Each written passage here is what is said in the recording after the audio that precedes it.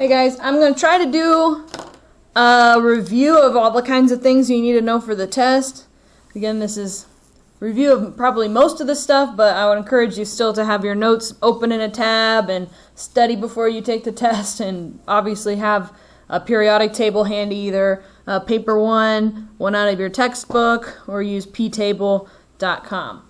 Okay, I'm actually going to come back to groups. I'm going to flip over and talk about bonds. Okay, so we have three kinds of bonds. Okay, and so they're all three the different ways that we can hold elements to each other.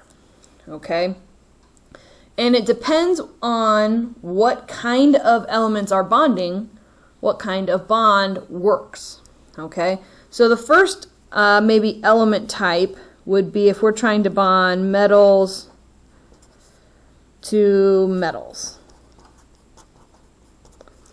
Okay, so if you're bonding metals to other metals, this is the easiest one because the name really kind of gives it away. If I'm bonding metals to metals, I'm going to use a metallic bond. Okay, so this is the one where we have what we call the sea of electrons,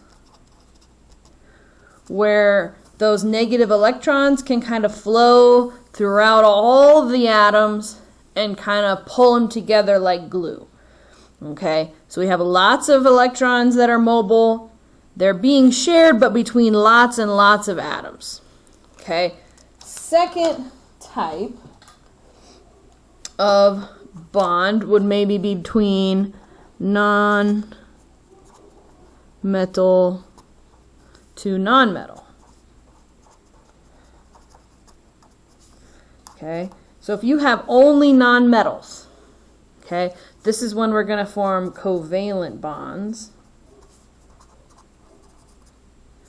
Okay, and each covalent bond is two electrons shared, that's just a mistake there, shared between two atoms. Alright, so both of these involve sharing electrons, but in a metallic bond, we're sharing between lots and lots of atoms. In a covalent bond, we're sharing between two atoms. Okay, so maybe there's an atom here and an atom here, and these two electrons stay right there, right between them. Okay, and they might be kind of in this whole area, but the idea is it's just between those two, only those two are sharing them. So the only combination we really have left is metal to non-metal. Okay, and if we have a metal bonding to a non-metal, that is when we're going to use the ionic bond. Maybe we should make these pop out a little bit more here.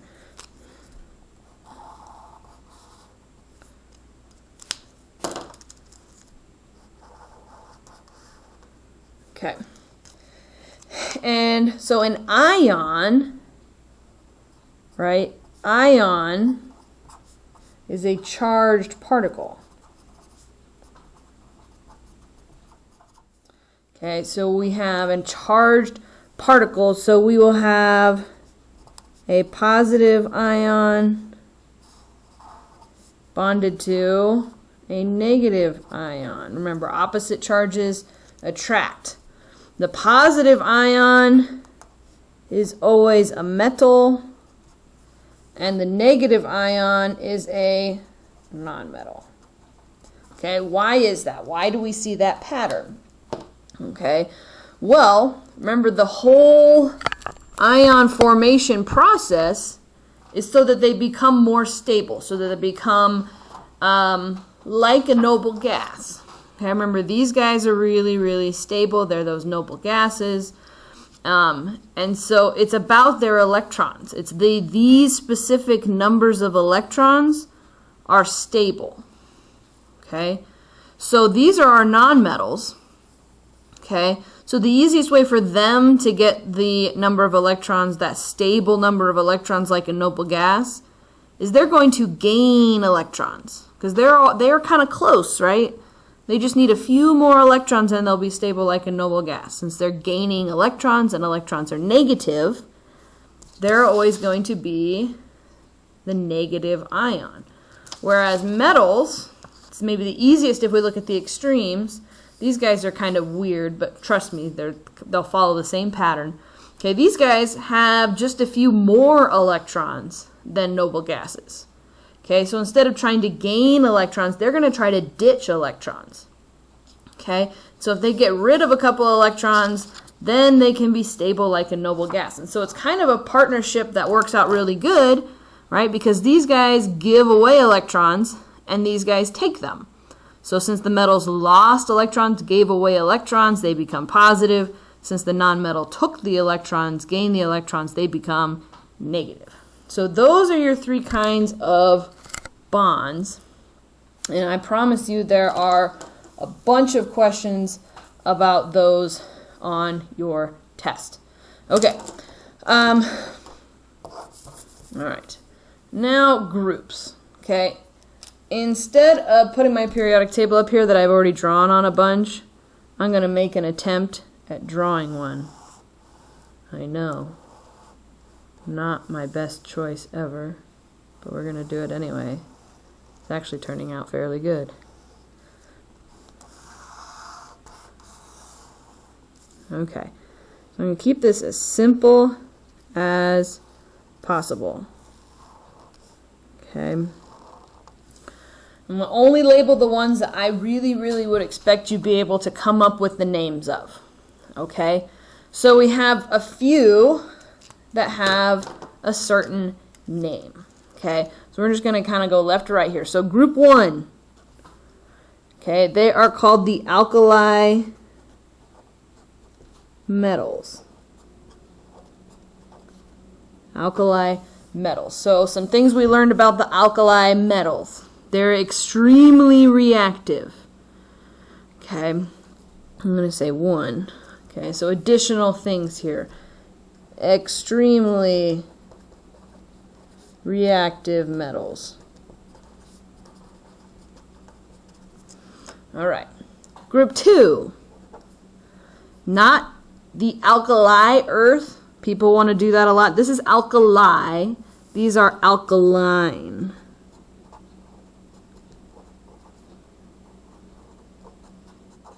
Alkaline earth metals. Okay, they're still pretty reactive, but they're not nearly so reactive as number 1, so I'm just going to say let's just kind of focus on knowing their names, okay? All of these guys are the transition metals. Okay, so a lot of these can be fairly stable. I'm going to say this is 3B through 12B. Or depending on your periodic table, it could just be listed as 3 through 12. But it's all of these ones that kind of are in this box here. All right, these are our mixed groups.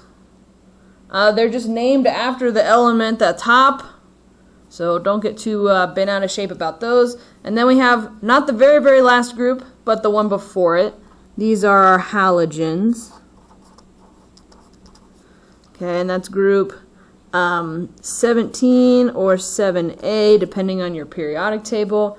And I want to maybe say these are extremely reactive nonmetals. Right? So remember, these are group 18 or 8A. These are our noble gases. Okay, and I'm going to say those are stable, not reactive. Okay, so remember, these guys and these guys are 1 electron away from being like a noble gas. These guys need 1 more. These guys need 1 less. But either way, they're very reactive because they're so close. They're desperate to get 1 more or 1 less electron so they can be stable like a noble gas. Okay, we have one more kind of thing down here. These are the inner transition metals. Okay, so those are the kind of sections of the periodic table that I'll expect you to know the names of. Okay. Okay, so again, let's think about this. I'm going to throw a few more groups on there, not because I'm going to have you know their names, but because I want to do a little thinking here.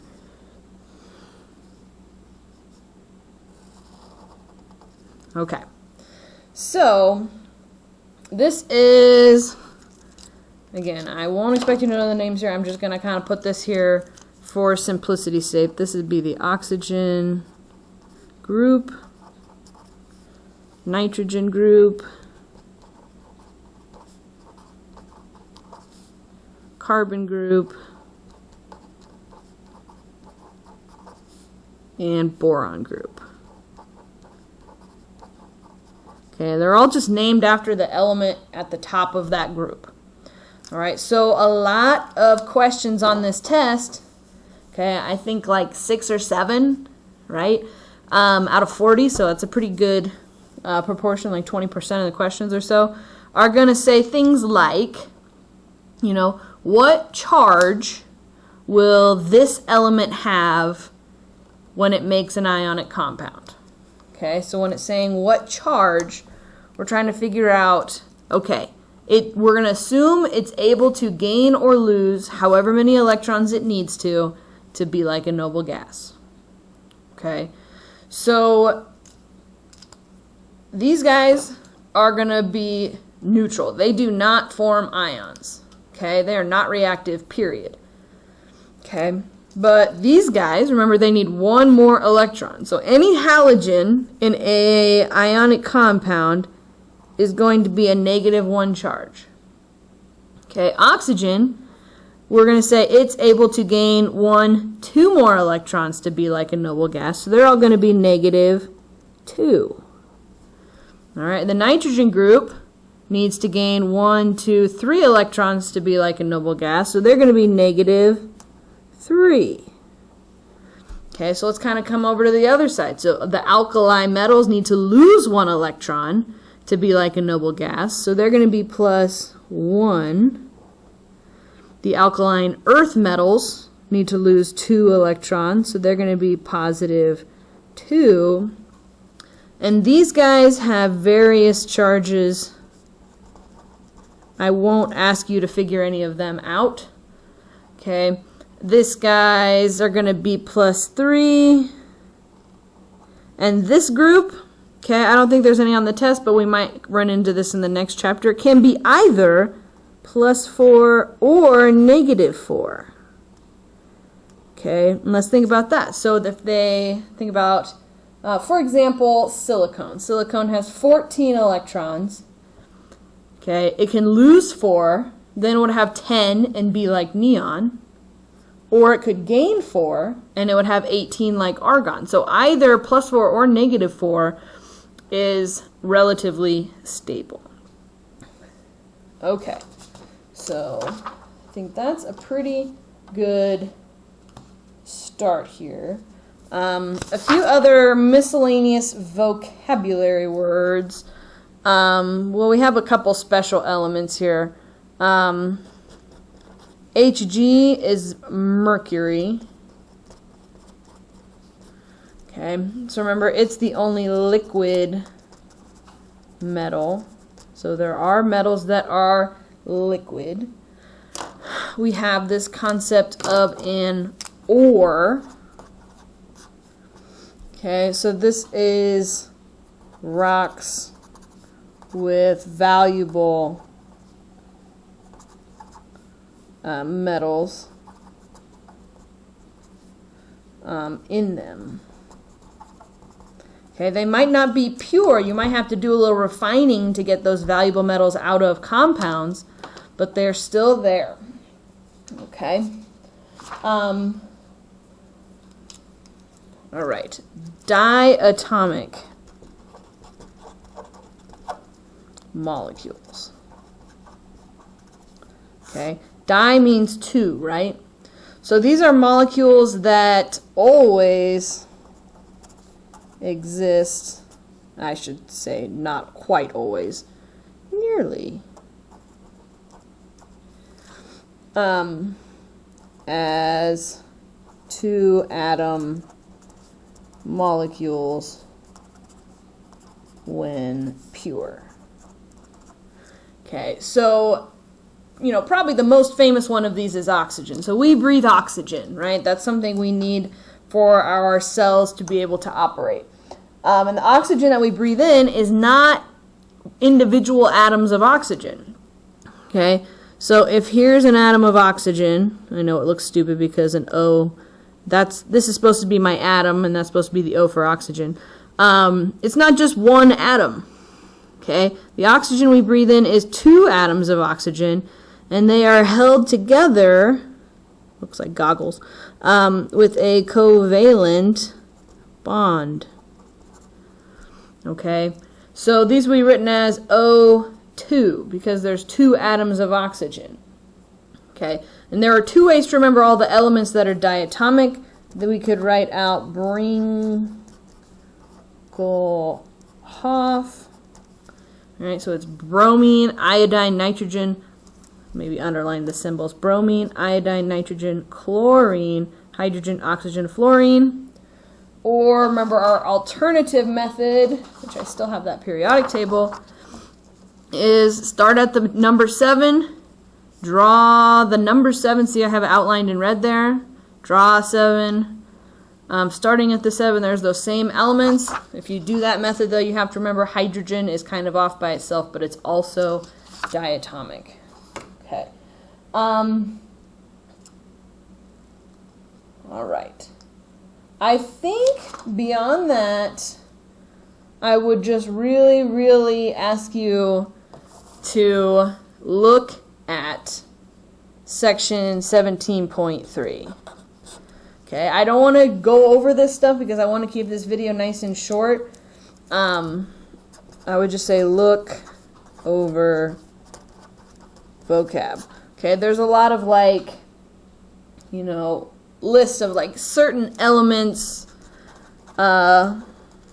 uses, and special traits.